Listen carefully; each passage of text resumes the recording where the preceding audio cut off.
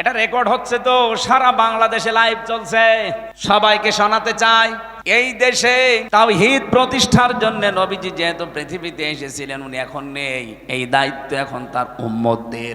এই কথা বলেন না কেন? এখন এটা প্রতিষ্ঠা করবেন কি করে?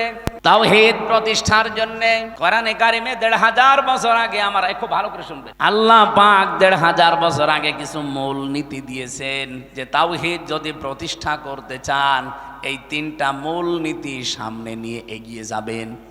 এটা সূরা আলে ইমরানে আছে, ৩ নাম্বার পারা ১৭ নাম্বার পৃষ্ঠার ২ নাম্বার লাইনের ৬৪ নাম্বার আয়াতে আছে, ওলে আহলাল কিতাবি তাআলাউ ইলা কালিমাতিন সাওয়াইম বাইনানা ওয়া বাইনাকুম আল্লা না'বুদা ইল্লাল্লাহ ইলা আখির আয়া।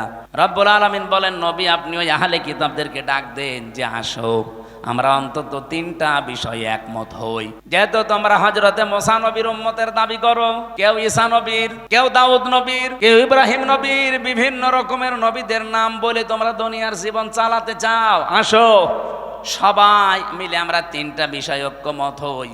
আর আমার মনে হয় এই দেশের জন্য এগুলো বলা লাগবে না, কারণ এই দেশে অন্যান্য কিতাবের অনুসারী একেবারেই কম।